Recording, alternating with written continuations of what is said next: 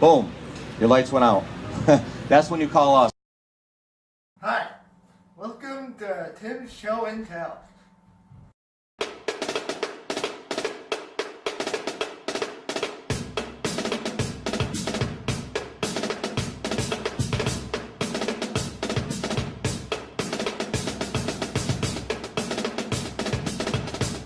I'm Tim, And I'm Billy. and in today's sports news and predictions for the Crunch. I mean, the first place in the North Division Crunch. Finally. And for February 8th, I say Crunch 4, Hartford 3. Billy says Crunch 3, Hartford 1.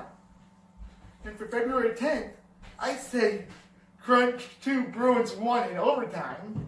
And Billy says Crunch 6, Bruins 3. Like that. Yeah. And Syracuse men's basketball, according to newsmagician.com, disclaimer, it's going to be a pretty depressing basketball, so if you want to tune out, go ahead. According to newsmagician.com, Syracuse supposedly pulled within one of Florida State in the second half on February 5th. But they lost. And Florida State University went on a 10-0 run to end the game on February 5th. Awesome, yay. Syracuse loses 80-64 to Florida State University on February 5th. Wow. And Syracuse men's basketball next game, February 9th versus Boston College at 2:00 p.m. Syracuse men's basketball record 19-6. ACC record 7-3.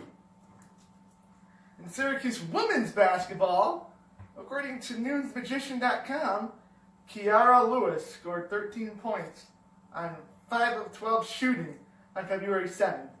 But they Against lost against Louisville. Louisville, okay. But they lost. And Miranda Drummond scored 9 points on February 7th against Louisville. They lost. Yeah, What was the score? it's 76-60 or something. I can write it down. No, I didn't write it down. And the ACC record 6-3. Syracuse women's basketball record 17-5.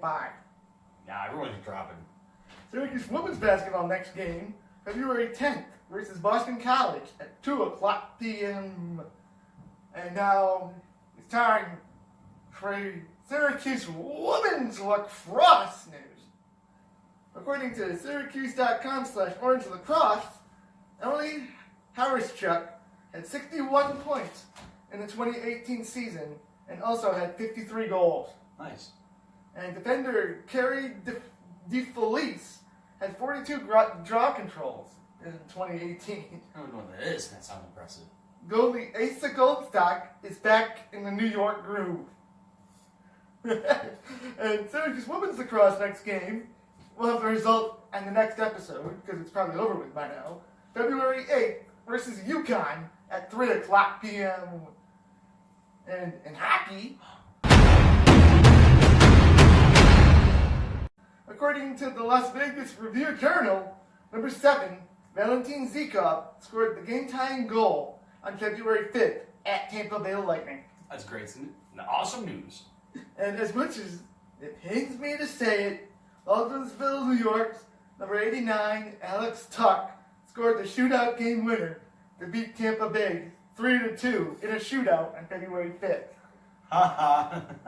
Braden McNabb had the Vegas Golden Knights game-winning goal on February 7th, a 4-3 win over Detroit. Wow. Alright. And Vegas Golden Knights next game, February 9th versus Columbus at 10:00 p.m. Vegas Golden Knights record 31-21-4. And in Tampa Bay Lightning news, according to CBSSports.com, Tampa Bay Lightning unveiled Disrupt the Night jerseys minutes before puck drop. Nice. They were black jerseys. Yeah. And the St. Louis Blues disrupted the night and won 1-0 in overtime. And Tampa Bay Lightning next game, February 9th, versus Pittsburgh at 7:00 p.m. Tampa Bay Lightning record now 39, 11-4. Still really good. And in Buffalo Sabres news, according to DieByTheBlade.com, Jeff Skinner scored an impressive goal on a pseudo breakaway. And Jeff Skinner pushed the puck past McElhinney with one hand. Hey. I was like, woo! Wow, that's interesting. Well, here. That is- There you go. And the Sabres lose 6-5 in overtime on February 2nd. Wow. And it's tied for the most overtime games in the National Hockey League, February 7th, with 8 overtimes. 8. Yeah. Oh, you already told me this in one night. That's Yeah, crazy. one night. And the Buffalo Sabres next game, February 9th versus Detroit at 1 o'clock p.m. Buffalo Sabres record 26-20-7. And in Chicago Wolves news, according to ChicagoWolves.com, the Chicago Wolves announced February 8th that goalie Maxime Lagacé has been returned on loan from the Vegas Golden Knights. Finally. And Chicago Wolves next game, February 9th at Milwaukee at 2 o'clock p.m. Chicago Wolves record 25-15-5-1. Yeah. And in Manitoba Moose news, Eric Comrie saved 30 of the 32 shots Grand Rapids Griffins tossed at him on February 6th. Good numbers. And the Moose's next game, February 9th versus Texas at 7 o'clock p.m. Oh, I have no faith. I'm just kidding. And in first place in the North Division, Awesome. Crunch news, the Cardiac Crunch did it again. Good. Corey Conacher tied the game in regulation on February 6th. And he also got the shootout game winner at Rochester on February 6th. Kicks mass. Yeah, we did.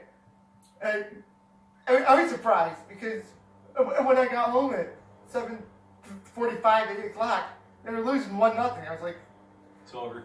it's over. and then I turned around and they turned around like, oh, scores! Corey Conacher! I was like, oh, maybe we have a chance after all. The Crunch's next game, February 8th at Hartford at 7:15 p.m. Okay. Crunch record 28-13-2-1. And in NASCAR,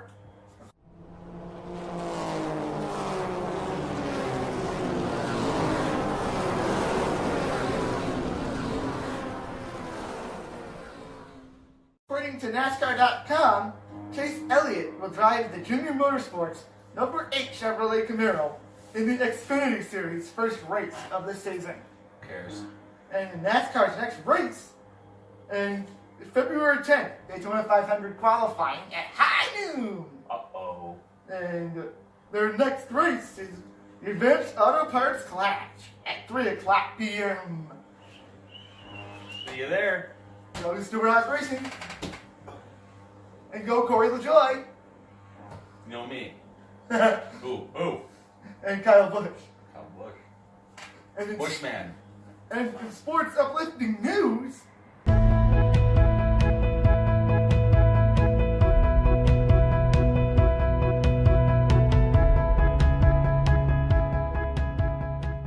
the NFL has announced that they have banned the New England Patriots from the league for being too good.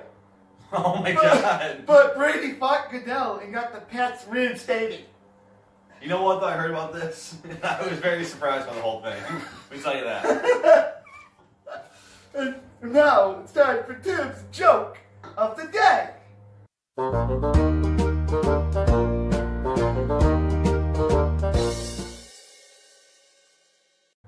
Did you hear they banned fans from doing the wave at all sporting event? Okay, did you hear they banned all fans from doing the wave? Yeah. Are people drowning?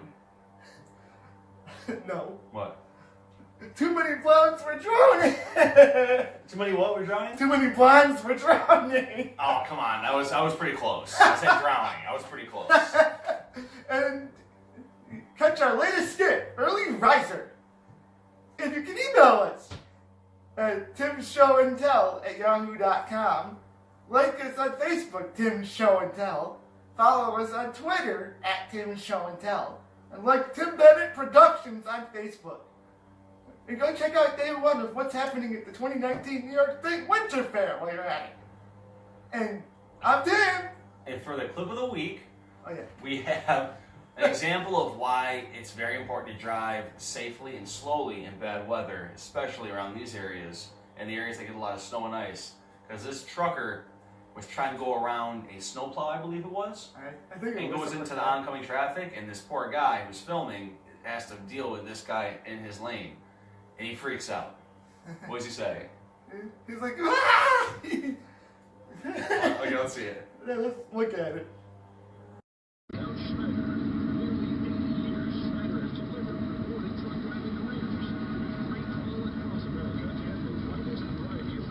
What the hell are you doing? No! No! No! Oh. Yeah, man, he was freaking out on that one. He's like, what the hell are you doing? Until next time, have a good day. Bye.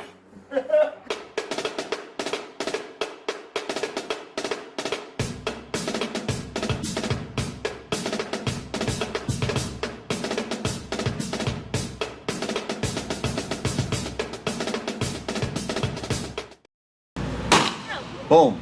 Your lights went out. That's when you call us.